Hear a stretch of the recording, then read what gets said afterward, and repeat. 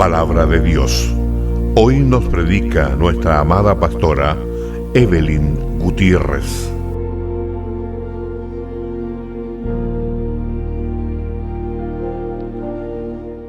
El Señor, de verdad que para Él lo más importante son sus hijos. Y es la unidad de la familia. Una de las cosas que Dios ama es a la familia. Las familias unidas. Diga, las familias unidas. Porque un pueblo dividido contra sí mismo es, dice la palabra del Señor. Y Dios me hablaba fuertemente en esta semana de la familia. ¿Cuántos hermanos hay aquí? Levanten sus manos. ¿Cuántos son hermanos? ¿Cuántos son padres? ¿Cuántos son hijos? ¿Cuántos son esposos? Todos los que estamos aquí pertenecemos a una familia y tenemos diferentes asignaciones en esa familia. ¿Cuántos aman a su familia? Yo les pregunto de parte del Señor. ¿Cuántos aman a su familia después de Dios? Es lo que usted más ama, ¿sí o no? Después de Dios es lo que usted más ama. Y la palabra del Señor nos dice: amarás a tu prójimo como a ti mismo. Y la palabra nos insta a amarnos unos a otros. ¿Sí o no que el Señor nos está instando a través de su palabra a amarnos unos a otros constantemente? Pero también dice en su palabra: soportaos unos a otros. Y qué fácil es soportarnos unos a otros cuando todos pensamos de la misma manera. Qué fácil es amarnos unos a otros y soportarnos unos a otros cuando todos pensamos de la misma manera. Cuando todos tenemos los mismos ideales, cuando todos queremos las mismas cosas. Qué fácil es soportarse cuando todo resulta como nosotros queremos que sea. ¿Sí o no? Lo difícil está amarnos y soportarnos en medio de estas diferencias que todos tenemos. Porque todos somos diferentes, ¿sí o no? Todos queremos diferentes cosas. Todos vemos la vida de diferente manera. Todos tenemos diferentes formas de comportarnos. Todos tenemos diferentes gustos. A algunos les gusta la comida saludable, a otros les gusta la comida chatarra, ¿sí o no? A algunos les gusta vestirse con faldas, a otras les gusta vestirse con pantalones. Algunos son ordenados y otros son muy desordenados. ¿Sí o no? A algunos les gustan cierto tipo de películas, a otros les gustan otras cosas, como adorar, como leer la Biblia. A algunos les gusta el Netflix y están horas sentados ahí, pero otros prefieren invertir ese tiempo y leer la Escritura, escuchar una predicación, ¿sí o no? Somos todos diferentes. Dios nos hizo únicos. Diga, Dios me hizo único. Mira el de al lado y diga: Dios me hizo único. Aunque yo quiera ser igual a ti, Dios me hizo única. Dios me hizo único. Somos todos diferentes, querida iglesia. Y a veces idealizamos nuestra familia, idealizamos a nuestros seres queridos, idealizamos a todos los que están a nuestro alrededor, porque queremos que todos piensen como nosotros, que todos se comporten como nosotros, que todos vistan como nosotros nos vestimos, que todos hablen como nosotros hablamos, y todo se nos hace a veces tan insoportable. ¿Sí o no? Y cuando yo voy a la palabra del Señor y profundizo en lo que Dios me manda a hacer como su hija, como su pueblo, Dios me dice que mi forma de vida tiene que hacer amar y soportar. Ámense los unos a los otros, y también les pido, sopórtense los unos a los otros. Y es un mandamiento del Señor. Lo dice su palabra. ¿Y dónde somos probados el pueblo del Señor? No con nuestros compañeros de trabajo, porque todos nos comportamos bien ahí, ¿sí o no? No somos probados en la universidad, porque todos se comportan de buena manera en la universidad. No somos probados en la iglesia, porque todos se comportan de buena manera en la iglesia. ¿Dónde Dios prueba nuestros corazones? Con nuestra familia, en nuestro hogar. La palabra dice que la primera iglesia para Dios es nuestra familia. Esa es nuestra primera iglesia. Y yo te vuelvo a preguntar, ¿tú amas a tu familia? Levanta tus manos y di: yo amo a mi familia. Aunque todos somos diferentes, aunque todos somos distintos, yo los amo, porque Dios me manda en su palabra a amarles. Ahora yo te hago otra pregunta de parte del Señor. ¿Tú le tienes paciencia? ¿Tú cuentas hasta 3 en situaciones determinadas con ellos? ¿Tú tiendes a soportarles más de lo normal? Levanta tu mano y dile al Señor: el Señor está aquí. Dile: sí, yo les soporto, yo les tengo paciencia. Díselo al Señor, porque Él nos manda a hacer estas cosas. Él nos manda a amarnos unos a otros. Él nos manda a perdonarnos unos a otros, pero también nos manda a soportarnos unos a otros. Y que a veces cuesta. A veces cuesta, ¿sí o no? A mí me cuesta, porque soy aquí, como ustedes me ven, pastora, soy humana. Y a veces tiendo a caer en idealizar a mi familia. Me pasa. Idealizo a mi familia porque yo soy como media cuadradita para todo. Y cuando las cosas no están así como yo las quiero, cuento hasta 3, cuento hasta 4, 5, 6, 7 y a veces cuento hasta el 1000. No sé si le pasa a usted también. Amén. No soy yo nomás, también le pasa a usted. Qué bueno. Yo pensaba que era la única extraña aquí. Amén, gloria al Señor. Y aquí ya vemos esposos, hijos, hermanos, primos. Pero el Señor quiere que nosotros hoy día, a través del poder de su palabra, seamos libres. ¿Seamos libres de qué? De todo lo que nos desgasta, de todo lo que nos cansa. Y a veces nuestra familia hermosa que tenemos, linda, nos cansa. A veces la familia preciosa que Dios nos ha dado nos desgasta. ¿Sí o no? Nos desgasta, nos cansa, porque todos somos diferentes. Todos somos diferentes. Debemos de entender ese principio bíblico y quiero poner, amén, ese fundamento en su corazón para que podamos recibir esta palabra entendiendo que todos, a Dios, a todos nos hizo únicos, diferentes. Amén. La familia para Dios es la primera iglesia. Él en su palabra nos insta a amarnos unos a otros, a soportarnos unos a otros. Es un mandamiento del Señor. En medio de las diferencias que todos tenemos, debemos de amarnos y soportarnos. En medio de todos los cambios anímicos que tenemos, debemos amarnos y debemos soportarnos, porque es un mandato del Señor hacerlo. Todos sabemos que hay cosas que nos dividen, que nos separan en nuestra familia. ¿Sí o no? Hay cosas que nos dividen y nos separan de nuestras familias. La palabra que Dios me dio es para que usted construya ese puente que le va a unir a su familia. ¿Cuántos quieren vivir en unidad? ¿Cuántos quieren disfrutar lo que Dios le ha dado?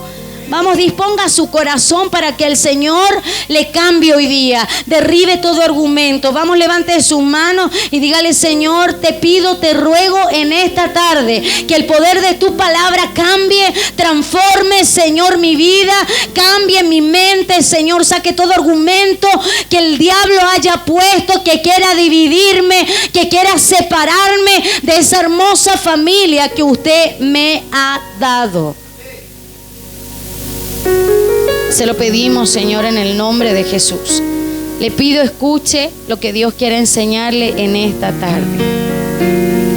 Cuando vamos a la palabra del Señor, en el libro de Juan 13, del versículo 1 al 14, me doy cuenta que era la última noche de Jesús con sus discípulos. La última noche de Jesús con sus discípulos. Yo me los imaginaba sentados en esa mesa que acostumbraban a estar siempre ellos. Él se reunía con sus 12 discípulos y cuando él estaba con los 12 discípulos, él siente en su corazón una preocupación muy grande. Él siente a través de esta palabra una preocupación profunda porque estaba a horas de irse y dejarles a los 12 discípulos, a los 12 que para él eran su familia, a los 12 que él amaba con todo su corazón. Y estos 12 discípulos eran todos diferentes, eran todos personajes que Dios juntó con un propósito eterno, pero eran todos diferentes.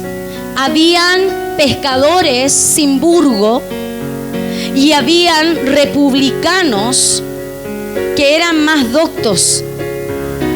Había diferentes clases sociales entre ellos, diferentes culturas, diferentes maneras de pensar. La palabra dice que los 12 discípulos estaban constantemente compitiendo los unos con los otros. Estaban constantemente discutiendo los unos con los otros. Nosotros nos imaginamos a 12 que piensan igual, pero no era así. Eran 12 que pensaban diferente. Eran 12 que competían en uno con el otro, cuál de ellos era el mejor que el otro. Y a Jesús les preocupaba enormemente las diferencias que habían entre ellos. Y él estaba preocupado en su corazón, horas antes de irse y dejarles, porque tenía que morir en esa cruz. Y esa última noche que Jesús estaba sentado con ellos, dice la palabra del Señor que él tenía una preocupación angustiante. Jesús tenía una preocupación angustiante porque tenía que dejarles. Yo te pregunto a ti en esta tarde, si hoy fuera tu última noche, ¿te preocuparías de dejar a tu familia? Si hoy fuera tus últimas horas en esta tierra y tuvieras que dejar a tus seres queridos, ¿qué pensarías? ¿Qué sentirías en lo profundo de tu corazón?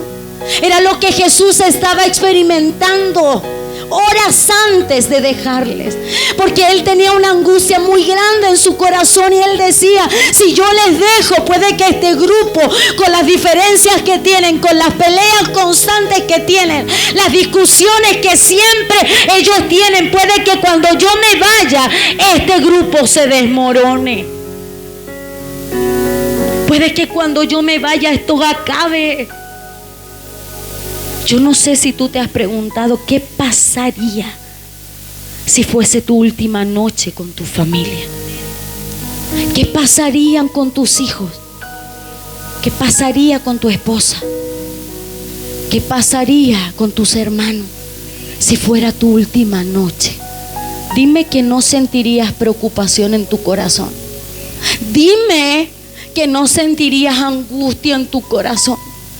Y era lo que Jesús estaba sintiendo la última noche cuando estaba con sus discípulos. Él sabía de las diferencias, él sabía de las actitudes, él sabía de los hábitos, él sabía de la manera que ellos tenían de comportarse y de mirarse unos a otros. Y tenía en su corazón una preocupación tan grande. Y cuando yo voy a las Escrituras, entiendo que esto a mí me deja una enseñanza poderosa. preguntándose: tengo que dejarles, me tengo que ir y dejarles. Jesús les vio siempre discutiendo, siempre compitiendo, los vio siempre ofendiéndose. Jesús dijo: me voy a ir, me voy a ir. Yo me imagino la preocupación de Jesús. Él pensó: necesito dejarles una enseñanza antes de yo irme, necesito hacer algo por ellos, y es urgente que yo haga algo por ellos. Él sintió la aflicción en su corazón. Él dijo: tengo que hacer algo, porque lo que yo haga por ellos va a ser lo que va a determinar a todo lo que ocurra más adelante. Él sabía que ellos tenían una gran responsabilidad, porque de ellos se iba a propagar el reino de Dios. Yo no sé si usted entiende la gran responsabilidad que usted tiene enfrente de los que están allá afuera. Jesús sabía la gran responsabilidad que tenían sus 12 discípulos. Y dice la palabra del Señor que Él quería dejarles una enseñanza. Necesito que sepan, cuando yo no esté entre ellos, les recuerde por qué existen, por qué deben de estar unidos. Porque la palabra del Señor dice que cuando nosotros seamos uno, el mundo creerá. Cuando nosotros, la familia, la iglesia, su pueblo, seamos uno, ellos creerán. Y esa es la enseñanza que Jesús quería dejarle a los discípulos. Quería que, pese a las diferencias que habían entre ellos, que siempre las van a ver, porque como te decía al principio, todos somos diferentes. Pese a las diferencias que habían entre ellos, Jesús quería que ellos pudieran ser uno, pudieran unirse, pudieran complementarse, pudieran conectarse en un solo espíritu, en un solo sentir. Quería que todos ellos remaran para un mismo lado. Y entonces, cuando yo voy a la palabra del Señor, entiendo que a pesar de las diferencias que hizo Jesús, Jesús no lo dijo. Jesús no les dijo lo que ellos tenían que hacer. Y esto es lo que más me impacta de esta palabra. Jesús lo hizo. No lo dijo, lo hizo. Hizo lo que quería enseñarles. A veces nosotros acostumbramos a decir las cosas, pero nunca las hacemos. Y son palabras vacías que se las lleva el viento, porque nunca hacemos lo que proponemos en el corazón hacer. Entonces, ¿qué es lo que hizo Jesús en ese momento? Hizo algo poderoso. Jesús hizo algo inolvidable. Vamos a la palabra de Juan 13, del 1 al 14, hija, por favor. Y dice la palabra: antes de la fiesta de la Pascua, sabiendo Jesús que su hora había llegado para que pasase de este mundo al Padre, como había amado a los suyos que estaban en el mundo, los amó hasta el fin. Y cuando cenaban, como el diablo ya había puesto en el corazón de Judas Iscariote, hijo de Simón, que le entregase, sabiendo Jesús que el Padre le había... Hija, no vayas tan rápido, amor. El versículo anterior. Sabiendo Jesús que el Padre le había dado todas las cosas en las manos y que había salido de Dios y a Dios iba, se levantó de la cena y se quitó su manto, y tomando una toalla se la ciñó. Luego puso agua en un lebrillo y comenzó a lavar los pies de los discípulos y a enjuagarlos con la toalla con que estaba ceñido. Entonces vino a Simón Pedro y le dijo: Señor, ¿tú me lavas los pies? Respondió Jesús y le dijo: lo que yo hago, tú no lo comprendes ahora, mas lo entenderás después. Pedro le dijo: no me lavarás los pies jamás. Jesús le respondió: si no te lavare, no tendrás parte conmigo. Le dijo Simón Pedro: Señor, no solo mis pies, sino también las manos y la cabeza. Jesús le dijo: el que está lavado no necesita sino lavarse los pies, pues está todo limpio, y vosotros limpios estáis, aunque no todos. Porque sabía quién le había a entregar.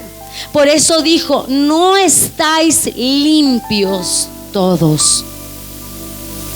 Así que después que les hubo lavado los pies, tomó su manto, volvió a la mesa y les dijo: ¿sabéis lo que os he hecho?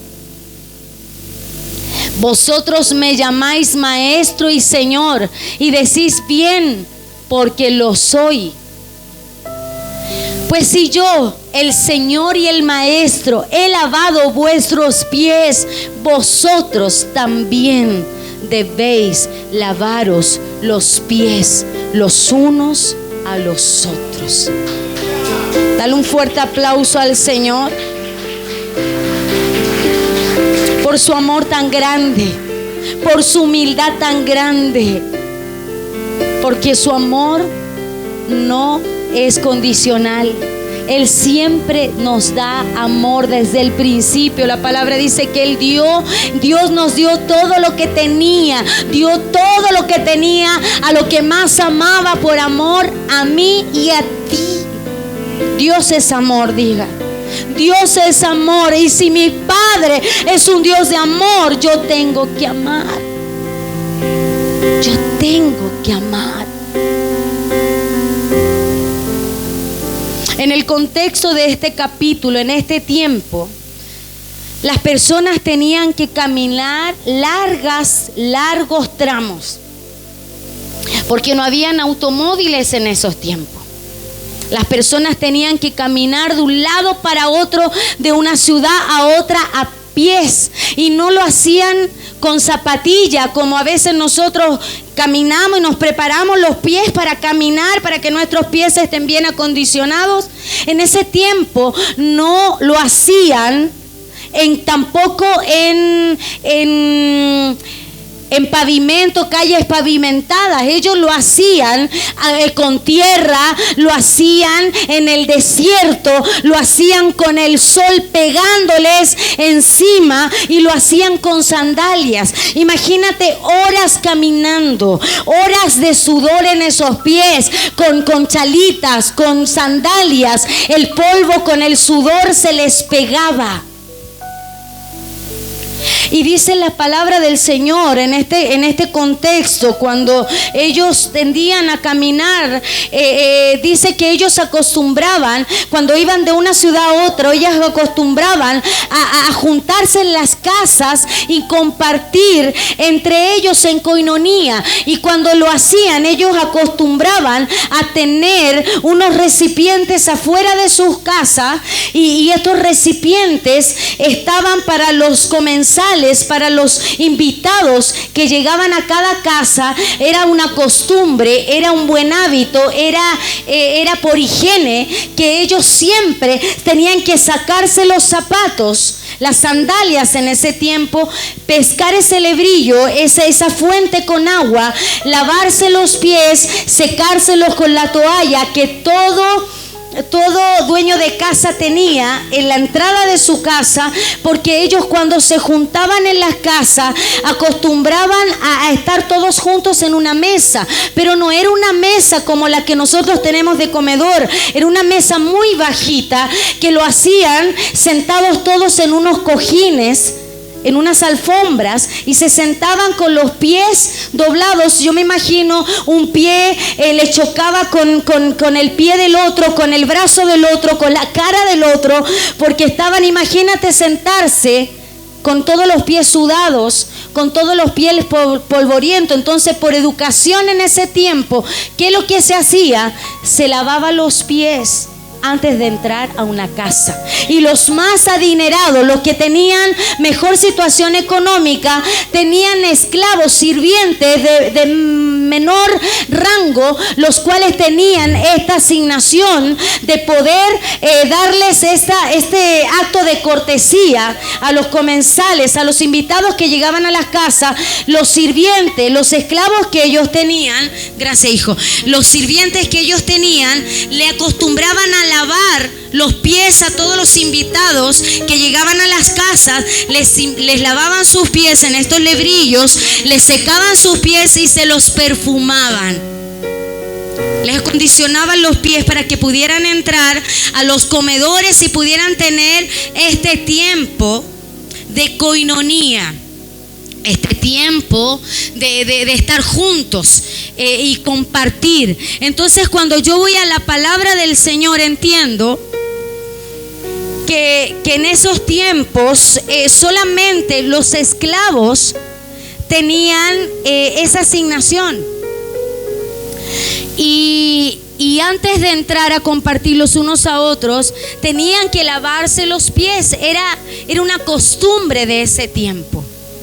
Y también habían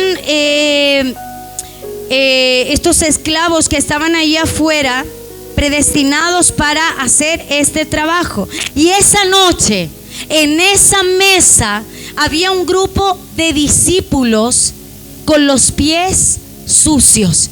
Diga, había un grupo de discípulos con los pies sucios. Vamos, conéctese, no se distraiga, yo le pido por favor, porque esta es una enseñanza que jamás se nos debe olvidar. Es una enseñanza que Dios a través de Jesús nos deja para que sea un estilo de vida para nosotros. Y también habían esa noche discípulos que estaban junto con Jesús, que tenían los pies sucios, empolvados y sudados. Sin embargo, esa noche no había ni un solo esclavo que pudiese lavar los pies de los discípulos. Estaba solo Jesús y estaban los 12 discípulos esa noche. Lo que sí había era un barrero, agua y toalla, pero no había nadie que se ofreciese voluntariamente a hacer esa tarea que era tan humillante. Porque imagínate lavar los pies sudados por largas caminatas, empolvados. Era una tarea que solamente la hacían los esclavos de menor nivel que la gente tenía en ese momento.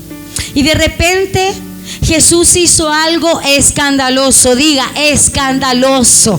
Jesús hizo algo que salió del protocolo. Jesús hizo algo inolvidable. Hizo lo que nunca nadie pudo olvidar esa noche. Pregúnteme qué es lo que hizo, pastor. ¿Usted sabe lo que hizo? ¿Quiere saberlo?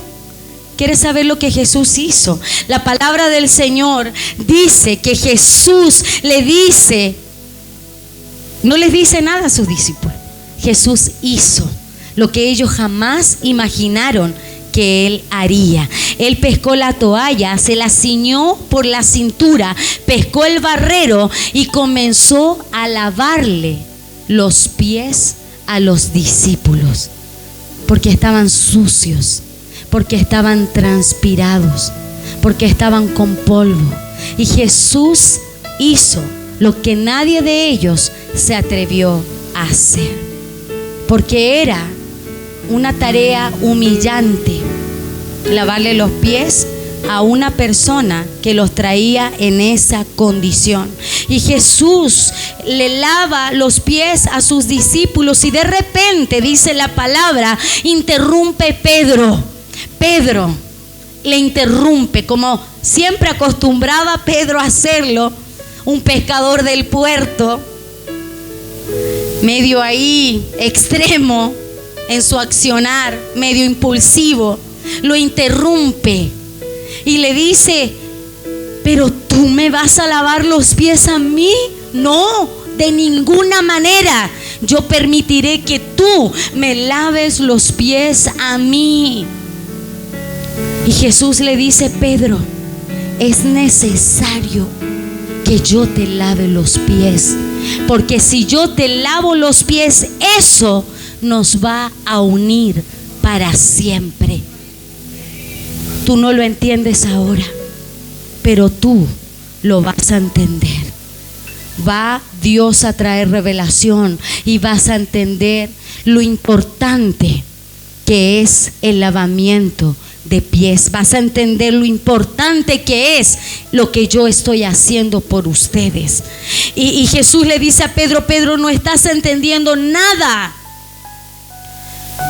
Si no te lavo los pies, jamás serás parte conmigo, jamás. Y aquí el secreto que revela esta frase para unir a un matrimonio.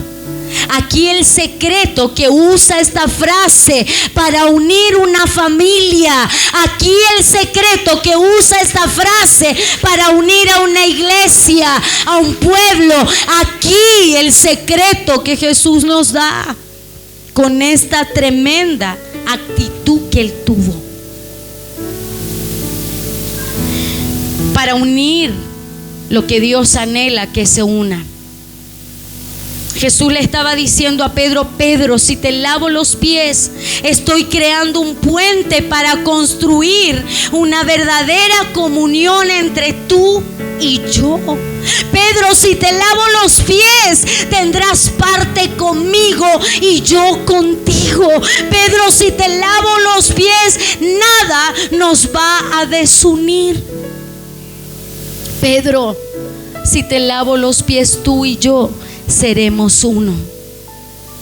Si había un grupo difícil de unir, mis amados hermanos, era el grupo de los discípulos.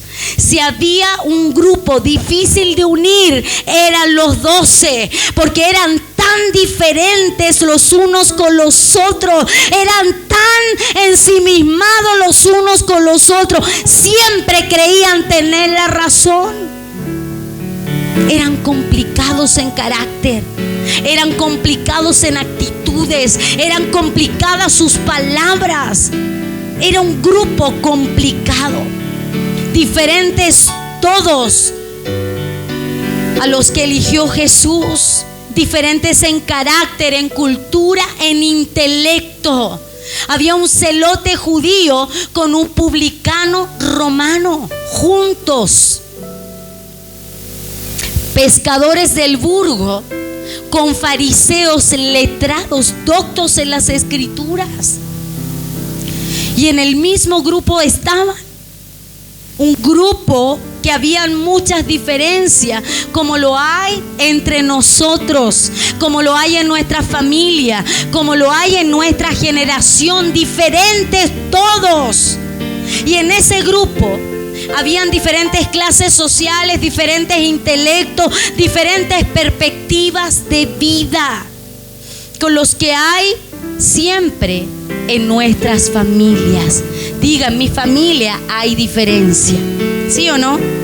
Hay diferencias en todas las familias. Como se dice el dicho, se cuecen habas. Somos todos diferentes. No hay ni siquiera uno que se parezca al otro, ni siquiera los gemelos, ni siquiera los mellizos son diferentes. Desde la Balita nos puede corroborar que ella es melliza, gemela de su hermana, y son totalmente diferentes. Estando las dos en el mismo saquito, son totalmente diferentes en su manera de actuar, en su manera de hablar, en su manera de ver la vida. Son totalmente diferentes. Desde lo que comemos, lo que vestimos, los gustos que tenemos. ¿Cuántos del colo hay aquí? ¿Y cuántos de la chile hay aquí? ¿Cuántos derechistas? ¿Cuántos izquierdistas? Somos todos diferentes, desde la política, el fútbol, los gustos, los hábitos, las conductas, la cultura, las enseñanzas. Todos somos diferentes. Aquí hoy en día hay gente totalmente diferente. Y te voy a decir lo que me impacta de esto, es que Jesús no esperó que la unidad ocurriera. Jesús no esperó que ellos se unieran. Jesús provocó la unidad. ¿Me está entendiendo?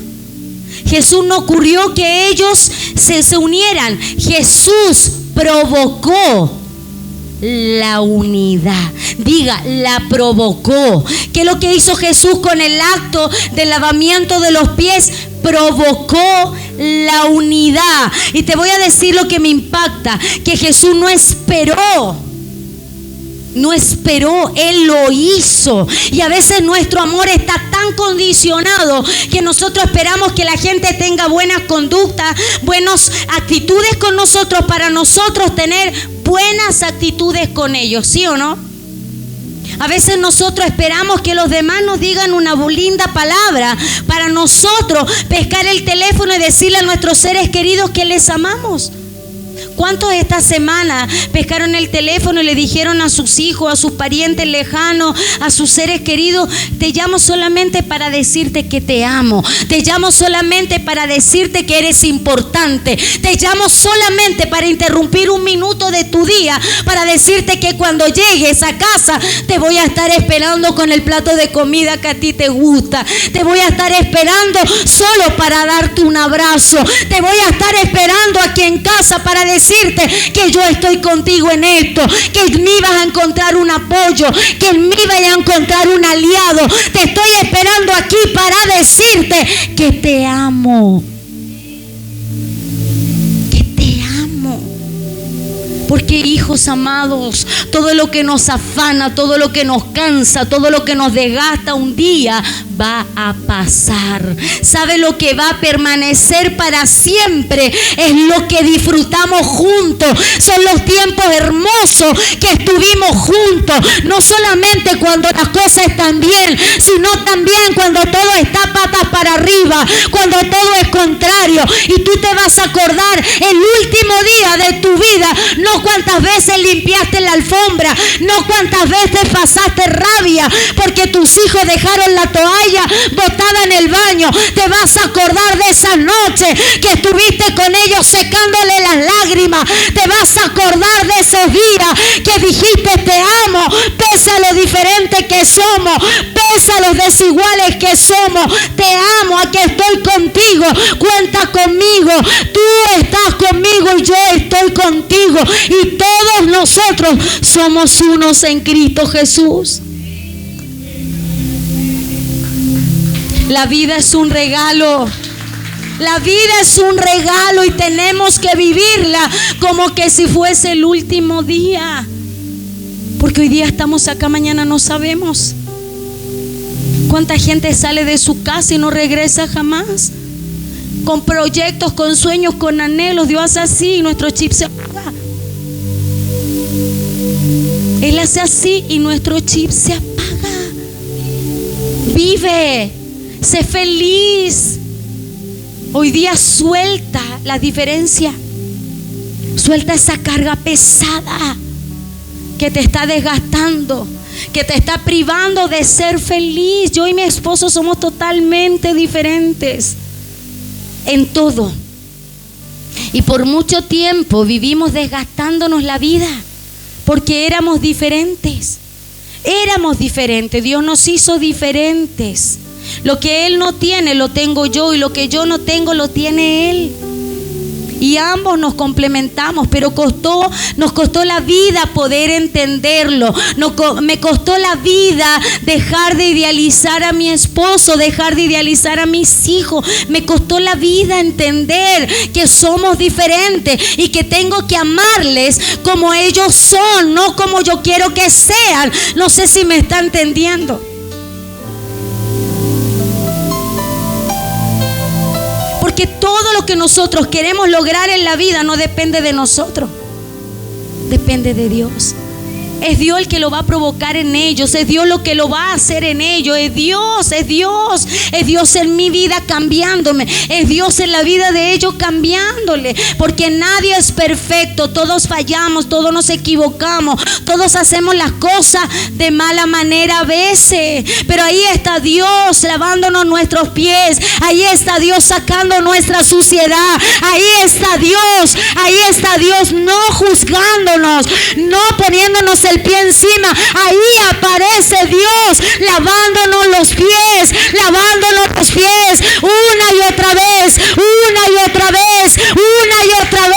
Él está lavando nuestros pies.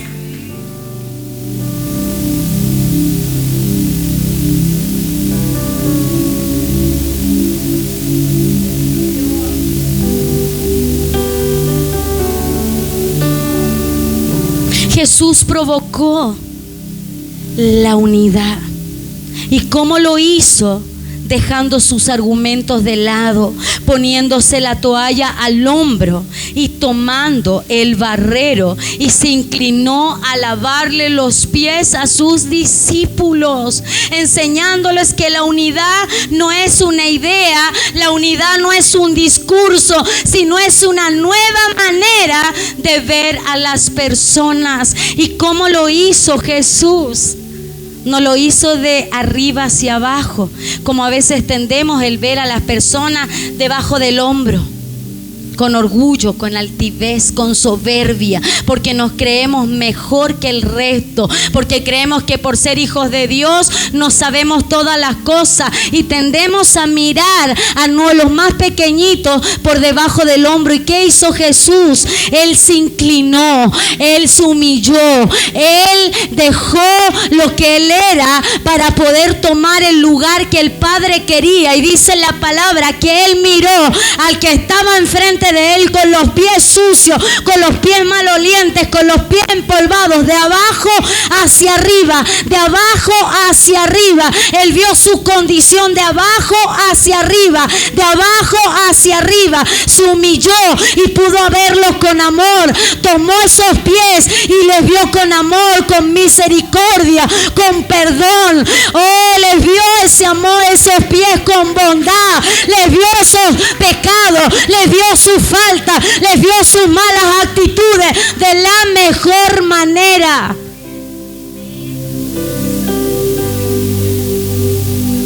De la mejor manera. De la mejor manera. Y hoy día tiene que cambiar la manera de ver a las personas. Tenemos que comenzar a verlos de la manera que Él nos ve, de la manera correcta, de la manera correcta.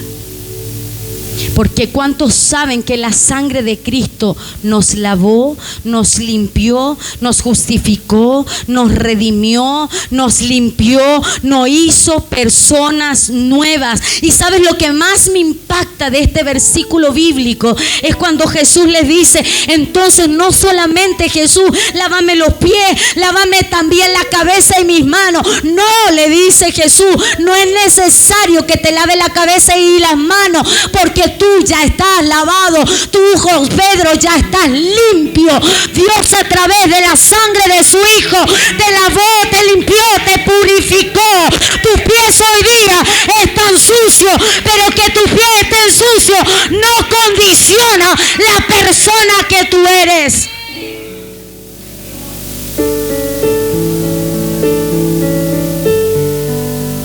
todos nos ensuciamos los pies todos los días cuando caminamos. Yo me bañé y ya tengo los pies sucios, porque ando con sandalias. Ando con sandalias y el pasar por la tierra se me ensucian los pies, es inevitable. Me equivoco, fallo, hago las cosas mal y los pies se me ensucian. Pero que se me ensucien los pies, eso no quiere decir que dejo de ser una hija de Dios. Eso no quiere decir que dejo de estar limpia. Se ensucian los pies por el caminar diario, por las cosas cotidianas.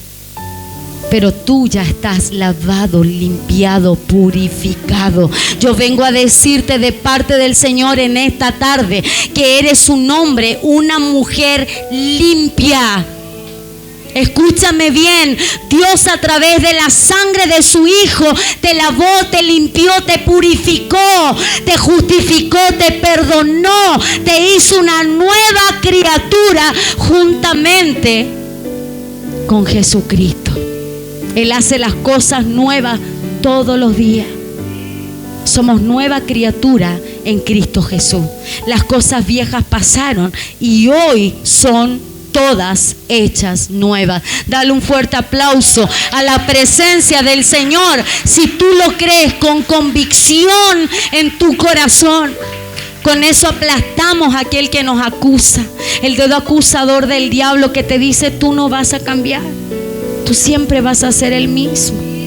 Porque tendemos muchas veces a mirar desde el hombro hacia abajo.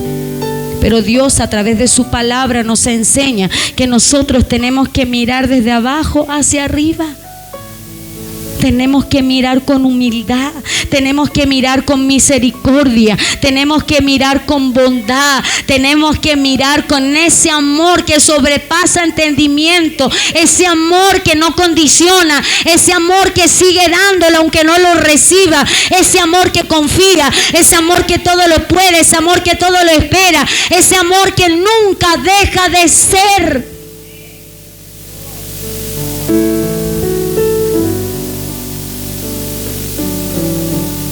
Y dice la palabra, se inclinó a lavar los pies a sus discípulos, enseñándoles que la unidad no es una idea, no es un discurso, sino es una nueva manera de ver a las personas que te rodean.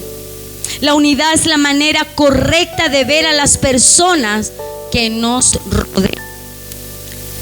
Desde arriba hacia abajo con superioridad, te lo vuelvo a decir, sino de abajo hacia arriba. Mientras tienes agarrados sus pies sucios, te dispones a lavárselos con humildad.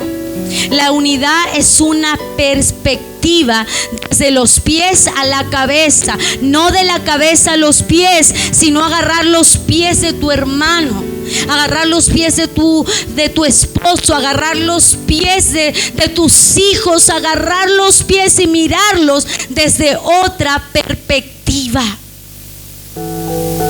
3 movimientos nos enseña Dios a través de esta poderosa palabra. Movimientos que son capaces de restaurar cualquier relación rota. Diga, cualquier relación rota. Dios a través de esta palabra nos enseña 3 movimientos para restaurar las relaciones. No sé cómo vas con tu familia. Yo te pregunto, cada vez que llego acá a la iglesia, yo tengo la costumbre de saludarles y preguntarles cómo va todo, cómo está la familia, cómo están los hijos. Pero en profundidad yo no sé si lo que usted me está diciendo es verdaderamente así. Yo a usted le digo cómo va la familia, cómo va el matrimonio, cómo va tu relación con Dios. Y son 3 movimientos que puede restaurar cualquier tipo de relación rota. Y debemos de hacerlo para que el mundo crea. ¿Sabe por qué debemos de hacerlo? ¿Por qué debemos de restaurar las relaciones rotas? Porque la palabra dice que cuando nosotros seamos uno, el mundo creerá. Si nuestra familia se restaura, ellos van a decir: wow, si se restauró su familia, Dios puede restaurar la mía. Lo creo. Si Dios restauró tu vida espiritual, si ellos te ven y dicen: wow, Dios restauró su vida antes como era y ahora como es. Si Dios lo pudo hacer en ella, yo creo que lo puede hacer en mí. Por eso la palabra dice: cuando nosotros seamos uno, el mundo creerá. Porque más que nuestras palabras, es nuestro testimonio el que convence a los que están allá afuera. Es nuestro testimonio el que convence a nuestros seres queridos que están al lado, que viven en la misma casa. Es nuestra manera de comportarnos la mejor predicación para ellos. Es nuestra manera de ser la mejor predicación para nuestra familia. El cambio que ellos vean en nosotros, a decir: wow, yo quiero tener lo que mi mamá tiene, yo quiero tener lo que mi hermano tiene, yo quiero tener lo que está pasando a mi papá, yo quiero tener lo que Dios ha hecho con ellos, yo lo quiero. Y ese es el asunto. Al mundo le sorprende cuando ve a nuestras familias unidas. No le sorprende una iglesia llena al mundo. Al mundo le sorprende cuando tu familia es un ejemplo para ellos, en unidad, en amor, en paciencia. Eso es lo que al mundo le sorprende allá afuera. Primer movimiento que Dios nos enseña a través de estas escrituras es inclinarse. Diga: inclinarse frente a otros. Lo que impide que tú te inclines frente a otros, ¿sabe cómo se llama? Orgullo. Orgullo. ¿Qué es lo que impide que tú te inclines en frente de tu familia, de tus hermanos, de lo que Dios ha puesto enfrente de ti? El orgullo. Porque el mayor enemigo de la unidad es el orgullo. Diga: orgullo. Impide que yo tenga una familia unida, impide que yo sea uno en la iglesia, impide el orgullo que yo sea uno con Dios. Ese es el asunto. En nuestro caso, lo que estuvo a punto de provocar nuestra separación fue el orgullo de no tener la capacidad de reconocer que está fallando, sabiendo que era el Hijo de Dios, Jesús. Él sabía que era el Hijo de Dios, que Dios le había puesto todo en sus manos, toda la autoridad, todo lo que estaba en el cielo y en la tierra. Dios le había puesto todo en las manos. Dice la palabra que Jesús no tuvo problema con eso y se ciñó una toalla y se inclinó y lavó los pies de los discípulos. En otras palabras, sabiendo Jesús quién era, se ciñó como esclavo para servir. Para servir. Y aquí está el principio. El que sabe quién es puede humillarse primero. El que tiene identidad de quién es en Cristo Jesús deja de defenderse. El que sabe quién es en Cristo Jesús no le importa humillarse en frente de otros, porque sabe que el que se humilla, Dios lo exalta. Porque sabe que el que sirve es el que verdaderamente sirve en el reino de los cielos. Porque sabe quién es que se humilla, puede hacerlo primero y no tiene problema, porque tiene identidad de hijo de Dios. ¿Cómo es eso? Llevar la iniciativa de la humillación. El que más luz tenga en la familia es el que tiene que humillarse primero. El que más luz tenga en la iglesia es el que tiene que humillarse primero. El que más luz tenga en el matrimonio debiera tener la iniciativa para humillarse. ¿Me está entendiendo? ¿Cuántos de aquí tienen la luz de Dios en sus vidas? Entonces estás capacitado para para comportarte en humildad, para refrenar tu boca, para agachar el moño, para estar dispuesto a tener la iniciativa que va a provocar la unión en tu familia. ¿Cuántos saben que hay cosas que nosotros debiéramos hacer y no las hemos hecho? Y ya hace rato nuestra familia debiera haber cambiado la atmósfera, ¿sí o no? ¿Cuántos saben las cosas que a sus seres queridos les gustan? Porque ¿quién conoce más a la familia que usted? ¿Sí o no? Los esposos conocen más a su esposa que cualquiera, ¿sí o no? Usted sabe lo que a ella le gusta, lo que a ella le agrada, ¿sí o no? Porque la conoce. Usted sabe lo que a ella o a él le hace feliz, ¿sí o no? Porque le conoce. Los padres saben lo que a los hijos les gusta. ¿Y por qué no lo hace? ¿Y por qué dejó de hacerlo? ¿Y por qué no tomó la iniciativa? Jesús lo hizo. ¿Qué fue el primer movimiento que él hizo? Tomó la iniciativa. Se inclinó, se humilló, tuvo este acto de humildad, porque él sabía la luz que había en él. Él sabía lo que él portaba y sabía que no le importaba que demostrar que era un rey, no le importaba que él era el dueño de todo, del oro y de la plata. Si él podía inclinarse y servir a otro para limpiar su suciedad, él estaba dispuesto a hacerlo. Él estaba dispuesto a hacerlo. Y más que lo que él les decía, lo que impactaba el corazón de sus discípulos era lo que él hacía. Lo que él siempre hizo fue lo que impactó el corazón de los discípulos, porque él les dejó un legado en todo lo que él era. Jesús era conforme al corazón del Padre. Jesús hacía lo que el Padre hubiese hecho en su lugar en todo tiempo. Jesús decía lo que el Padre hubiese dicho en ese momento. Jesús se comportaba de la manera que su Padre Celestial lo hubiese hecho en ese momento. Él hacía todo lo que le agradaba al Padre. ¿Me está entendiendo? Y si Jesús lo hacía y Él es nuestro modelo a seguir, ¿por qué no lo hacemos?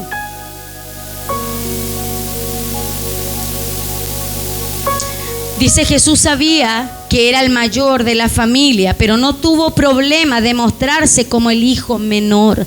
Jesús se desvistió de su manto de gloria y se ciñó una toalla de servicio, y eso nos demuestra que el único en esa sala que sabía quién era Jesús. El único que tenía marcada su identidad era Jesús. ¿Por qué? Porque quien está seguro de quién es, no tiene la necesidad de demostrárselo a nadie. ¿Me está oyendo? Con el tiempo me he dado cuenta lo poderoso que es en un cristiano los problemas de identidad. En este transcurso de todos los años que llevamos de pastores, el problema más grande que un hijo de Dios puede tener es que no sepa lo que es en Cristo Jesús. El peligro más grande de un hijo de Dios es que no tenga identidad como tal.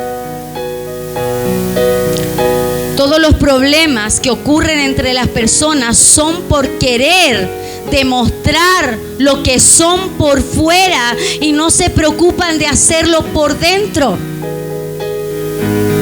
Te metes en la cabeza que tienes que demostrar quién tiene la razón. Te metes en la cabeza que tienes que demostrar quién manda. Te metes en la cabeza quién ha tenido la mejor idea. Te metes en la cabeza quién es el más guapo. Te metes en la cabeza quién es esto otro. Y te metes en la cabeza cosas que no provienen del Señor.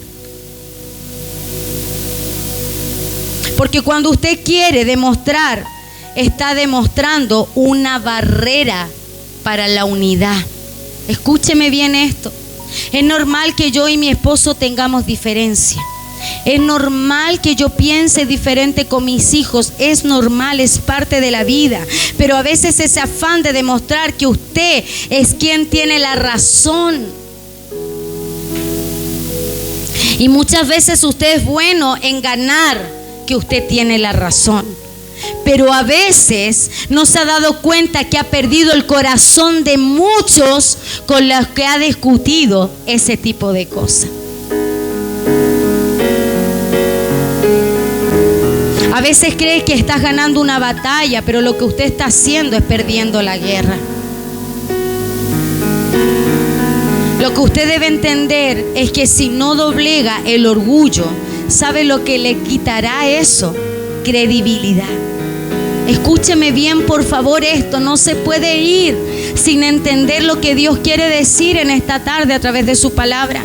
Si usted no se despoja del orgullo enfrente de ellos, lo único que usted va a perder como hijo de Dios es credibilidad. Porque cuando usted se humilla, usted le otorga poder a esa otra persona sobre usted. Le otorga poder a sus padres sobre usted, le otorga poder a su esposo, a su esposa sobre usted, le otorga poder a sus hermanos sobre usted. Y en esa posición usted cree que está siendo débil. Pero para hacer eso usted tiene que ser una persona muy fuerte, muy valiente, muy valerosa. Yo he aprendido que en este reino es más importante tener amor que tener la razón. Iglesia Elohim. Usted puede visitarnos en Samuel Izquierdo, 2125, Quinta Normal.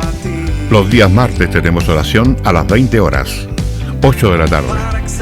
Los días domingo, 18 horas, 6 de la tarde. Culto general. Allí le esperan nuestros pastores Germán Donoso y Evelyn Gutiérrez. Búsquenos en Facebook como Iglesia Elohim. Vea nuestros videos en YouTube. Búsquenos como videos de Iglesia Elohim de Quinta Normal. Sea parte de esta gran obra que a su espíritu le hará bien.